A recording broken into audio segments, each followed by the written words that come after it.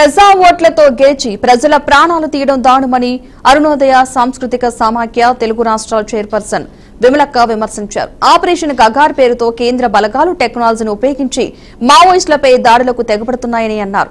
మావోయిస్టులలోని రెండు వర్గాలు వేరువేరు ఆలోచనలు చేస్తున్నారన్న విషయం పత్రికల ద్వారా తెలిసిందని తెలిపారు. కొంతకాలం వేచి చూస్తే మావోయిస్టుల నిర్ణయం ఏంటనేది తెలుస్తుందని అంటున్న విమలక్కతో మా ప్రతినిధి Basavaraju face to face. Comrades నీలం రామచంద్రయ్య, జంపాల చంద్రశేఖర్ వర్ధంతుల సందర్భంగా అరుణోదయ సాంస్కృతిక సమాఖ్య రెండు తెలుగు రాష్ట్రాల చైర్పర్సన్ విమలక్క గారు కర్నూలు రావడం జరిగింది. ఈ సందర్భంగా కొన్ని అంశాలపై బీఆర్కే న్యూస్ విమలక్కతో మాట్లాడే ప్రయత్నం చేస్తుంది. అక్క చెప్పండి, ఏదైతే కామ్రేడ్స్ ఆర్థిక సామాజిక సమానత్వం కోసం ఎన్నో సాయుధ పోరాటాలు జరిగాయి, మరి ఇలాంటి తరుణంలో ఖగార్ ఆపరేషన్ అంటూ కేంద్రము సాయుధ పోరాటం చేసే వాళ్ళ మీద కానీ మావోయిస్టుల మీద కానీ ఉక్కుపాదం మోపుతూ 2020 నాటికి నక్సలిజాన్ని పూర్వమాప్తం అంటున్నారు. కేంద్ర ప్రభుత్వ విధి విధానాలని మీరు ఎలా చూస్తారు? 2026 మార్చి కల్లా నక్సలిజాన్ని నిర్మూలిస్తాం, మట్టుబెడతామని చెప్పేసి కేంద్ర హోంశాఖ నుంచి అమిత్ షా గారు మాట్లాడారు. అది ఒక డెడ్ లైన్ పెట్టి చంపుతాం, నిర్మూలిస్తాం అనడం ఎవరు మాట్లాడినా పొరపాటే. అది రాజ్యాంగబద్ధంగా ఎన్నుకోబడినటువంటి మీరు, ప్రజల ఓట్లతోటి అధికారాన్ని చేపట్టినటువంటి మీరు ప్రజల అభీష్టం మేరకు మాత్రమే పరిపాలన కొనసాగించాలి. ప్రజలు ఏం కోరుకుంటున్నారు, అసలు సమాజంలో ఏం జరుగుతుంది, దేశంలో ఏం జరుగుతుంది అనేటువంటిది పట్టకుండా కేవలం నిర్మూలిస్తాం, మట్టుబెడతామని అనడం ఏది కూడా సరైంది కాదు. ఎవరు మాట్లాడినా సరైంది కాదు. అది ఈ దేశమా ఆ దేశమా అనేది కాదు, ఎవరు మాట్లాడినా పొరపాటే అది. అందుకని అట్లాంటి పద్ధతి కాకుండా అసలు వాళ్ళు ఏం కోరుకుంటున్నారు, వాళ్ళు ఏం అడగదలుచుకున్నారు, వాళ్ళు అడిగినారు కదా మాకు చర్చలకు అవకాశం ఇవ్వండి, మేము మీతో చర్చించడానికి వస్తాం, మీరు అవకాశం ఇస్తే మేమేమనుకుంటున్నామో మాట్లాడతాము, అవకాశం ఇవ్వండి అని పదే పదే కోరిండ్రు వాళ్ళు.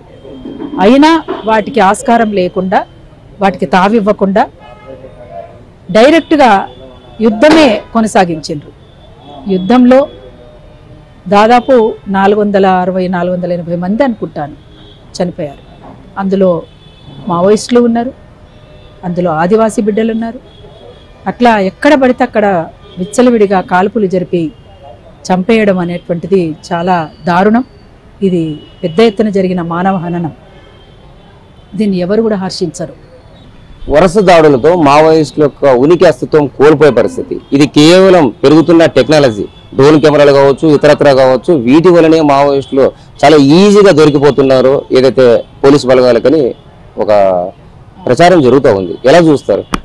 అవును, టెక్నాలజీ తోటి వాళ్ళు ఎక్కడ పడితే అక్కడ జల్లెడబట్టి ఎవరు ఎక్కడున్నారో సూక్ష్మ దృష్టితో కూడా తెలుసుకునేటువంటి అవకాశం ఉంటుంది దాన్ని. కాబట్టి వాళ్ళకి ఇంకా కష్టతరమైంది. అందుకనే వీళ్ళు డైరెక్ట్గా అటాక్ చేయగలిగారు, చంపగలిగారు. ఆ రకంగా తీవ్ర నష్టం జరిగింది. ఆ నష్టాన్ని మళ్ళీ ఇప్పట్లో పూడ్చేటువంటి పరిస్థితి కనబడట్లేదు. కాబట్టి ఇవాళ సమాజంలో ఉన్నటువంటి పౌర సమాజంది కూడా బాధ్యత ఉంది.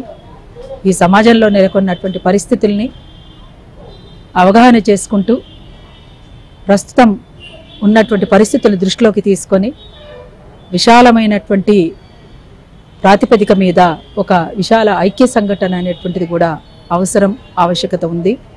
ఇప్పటికైనా ఎర్ర జెండాలన్నీ ఒకటి కావాలి, విప్లవకారులందరూ ఒకతాటి మీదకి రావాలి. విప్లవ శక్తులు, బయట ఉన్నటువంటి శక్తులు, ప్రజాస్వామ్యబద్ధంగా ఉన్నటువంటి శక్తులు, ప్రజాస్వామ్య శక్తులు, వ్యక్తులుగా ఉన్నటువంటి వాళ్ళు అందరూ ఒకతాటి మీదకి వచ్చి తప్పనిసరిగా ఇటువంటి న్యాయమైనటువంటి ప్రజా పోరాటాలలో భాగం పంచుకోవాలి, ముందుకు సాగాల్సినటువంటి అవసరం ఉంది. అట్లా జరిగితేనే ప్రజలకు న్యాయం జరుగుతుంది, ప్రజల్ని గెలిపించినటువంటి వాళ్ళం అవుతామని చెప్పేసి తెలియజేస్తా ఉన్నాను. ఈ మావోయిస్ట్ ఏదైతే కేంద్ర కమిటీ ఉందో అందులో రెండు రకాలుగా ఆలోచన ఉంది. ఒకటి ఆయుధం పెట్టే పోరాడాలి, లేదు ఒకటి చర్చల ద్వారా జనజీవనతలో కలవాలని ఒక సంఘర్షణ ఉంది అని వినిపిస్తూ ఉంది. ఇంతకీ అలాంటి పరిస్థితి మావోయిస్టులో ఉందా? వర్గాలు ఉన్నాయా? అది అంటే మేము కూడా బయట ప్రకటనలతోటి చూసిన, మీరు ఎట్లా చూసారో మేము గట్లనే చూసాము. మాకు కూడా అంతకుమించి వేరే ఏం తెలియదు. అందుకని నేను అన్నాను ఇంతకుముందు, కొంతకాలం వెయిట్ చేస్తే వాళ్ళ ఆచరణ తెలుస్తుంది అని. అందుకని మనం తొందరపడి నిర్ణయం తీసుకొని తొందరపడి మాటలు మాట్లాడడం కూడా సరైనది కాదు. కాబట్టి కొంతకాలం వెయిట్ చేద్దామని నేను అంటున్నాను. Thank you. కేంద్ర రాష్ట్ర ప్రభుత్వాలు మావోయిస్టులు ఎందుకోసం ఉద్యమిస్తున్నారు, వారి ఆకాంక్ష ఏంటి, వారి యొక్క పరిస్థితులు ఏంటి, చర్చ ద్వారా సమీక్షించి పరిష్కారం చూపాలి కానీ విచక్షణ రహితంగా చంపేయడం దారుణమని విమలక్క చెప్తున్న పరిస్థితి. కెమెరా పర్సన్ బాబీతో బసవరాజ్, BRK న్యూస్, కర్నూలు.